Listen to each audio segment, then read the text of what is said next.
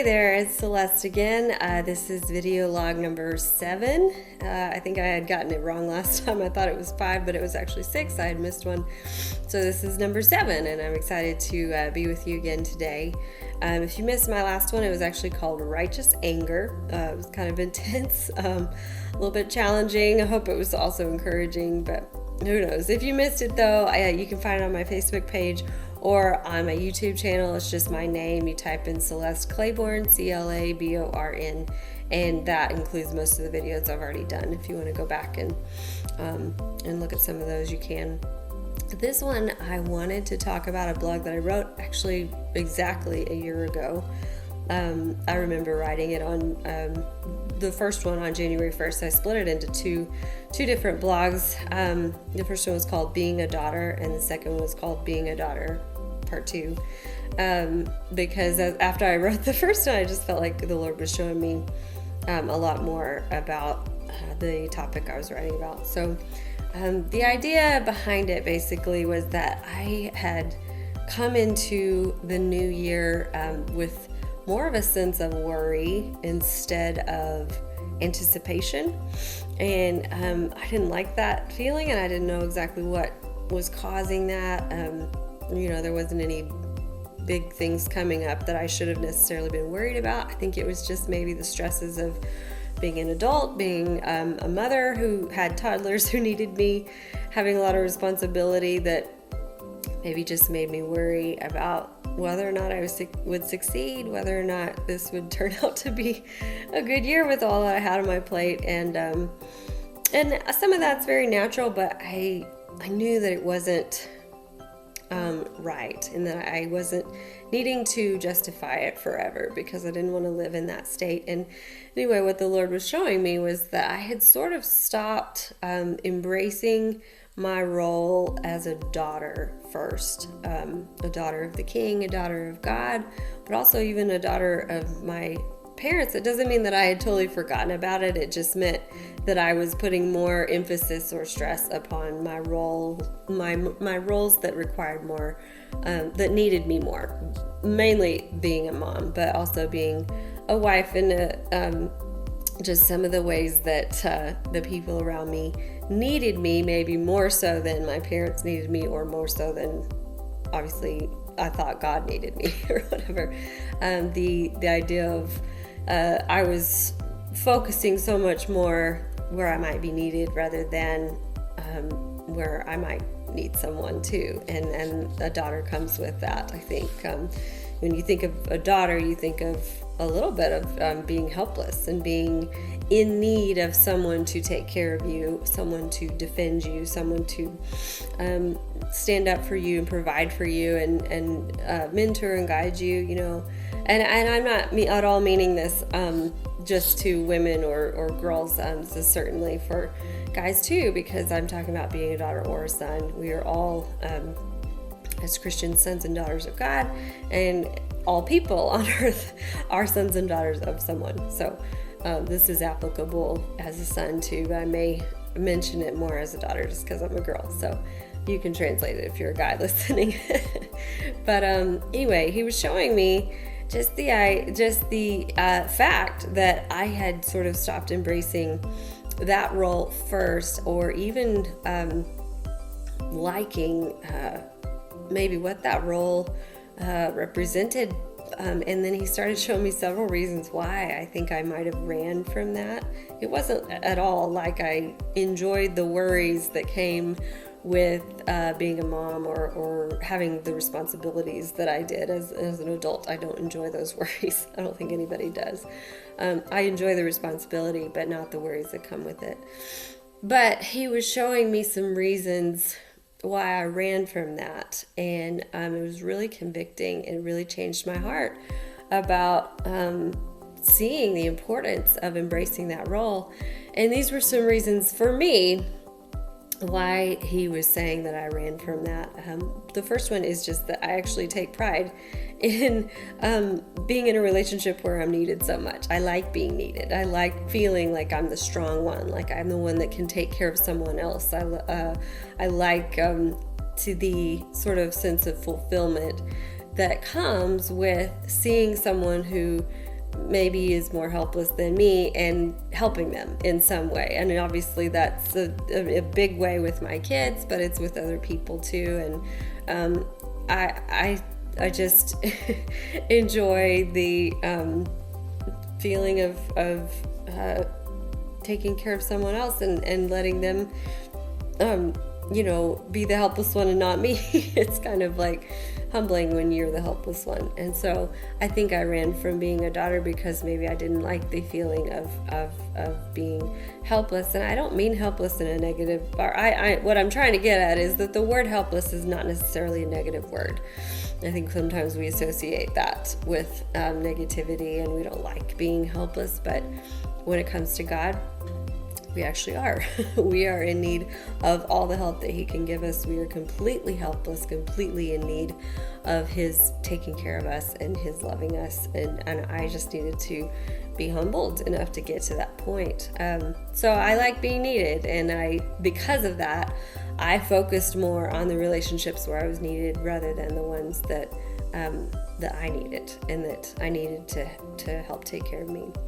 Another reason is that I'm not good at resting. I don't necessarily, I enjoy it kind of, but I think I run from it because I thrive on busyness, and like I said, I thrive on being needed. And with that sometimes comes a lot of just running around like crazy, trying to take care of everybody else, and not letting the Lord help me to truly rest. And by that, I don't just mean like sleeping or napping or doing things for myself. I mean a spiritual sense of rest in my utter trust of that He is my Father, that He's taking care of me, that He's going to provide for us, and that my future is secure in His hands. It starts in your spirit, but then it affects you mentally, it affects you physically, it affects you emotionally, and you can live in a state of rest, even in the midst of circumstantial chaos if you have to, and I wasn't doing that. I was sort of getting to the state of running around like crazy so much that my body had to force itself to rest, and it got to the point to where I was like, I didn't even know what would happen if I ever stopped. I think I would have needed to sleep for like a week, and it was more of like a survival mode. And I needed to shift from surviving to thriving, and to truly thriving on God's strength within me, and God's and the confidence of God taking care of me, and the rest that I found in being His daughter, that would then enable me and allow me to take care of the people around me in the way that He wanted me to, with His strength, with His love, and shining His light to them instead of trying to do it all on my own. So rest was another big thing, and it's something that I think is so important. God in the Old Testament, when the Israelites would rebel against Him, He would take away the rest they had from their enemies, because He would send enemies their way. When the Israelites would turn back to God, that was their reward, was rest from their enemies. Even after creation, God rested, and He made it a commandment to rest on the Sabbath, and so rest, I think, is more important than we would give it credit.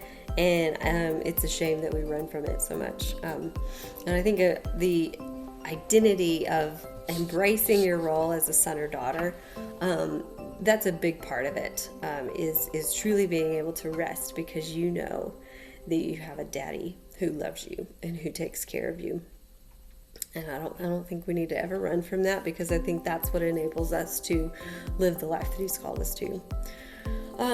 The last reason that He showed me that I ran from being a daughter was because of what happened with losing my dad about 4 years ago. After I lost him so suddenly, I actually cringed in thinking about that role of being a daughter, because every part of that role came with grief. And it was hard to embrace that role, even with my mom. Sometimes it wasn't like I distanced myself from my mom, or from the fact that I was a daughter, but it was hard just to think of that role because of the grief that it brought, because of losing Dad. And since I had just had a daughter, she was 2 months old when my dad died, it was easy for me to just jump in head first into being a mom. I had to be strong for her. She needed me at that point in every area, and it was a good distraction away from the grief of losing him, and the grief that came with the role of me being a daughter. And it wasn't that I wasn't so proud of being his daughter, it was just that I didn't like thinking about that role because it brought such sadness. And so God really had to adjust my thinking and my living as far as the importance of that role, and showing me again what my dad always had shown me, that yes, I'm his daughter, and yes, I'm mom's daughter, but I am a daughter of God first. That's my true identity. That's where my life identity lies. That's my source of strength. That's all of our source of strength. That's where we all draw strength from. And I think I had ran from that so much because I didn't want to be sad. It's as simple as that. And so anyway, the Lord just has really, in this last year, really worked on that area of my life. And I just wanted to encourage you today with just kind of looking at that again. I think it's hard for adults, especially parents, who have so much responsibility, to just really kind of go back to that childlike mentality of embracing your role as a son or daughter, embracing the fact that you are still a child. You will always be a child of God.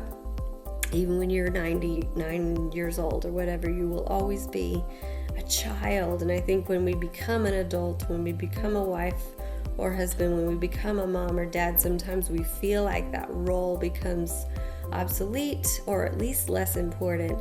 And it's not whatsoever. In fact, it still needs to remain the most important, because it's the way we relate with God. And there's other roles we play with God, like we are also the bride of Christ, and that's a whole nother topic to talk about, is just embracing your role as a bride of Christ. But a lot of that comes in the same sense of being able to let someone take care of you, being able to trust somebody completely with your whole life so that you can step out in faith, knowing that somebody's holding your future, that somebody's holding you in the palm of your hand, their hand, and that they will never let go, that they are taking care of you, that they're trustworthy, that they're faithful, and that they love you more than you can imagine.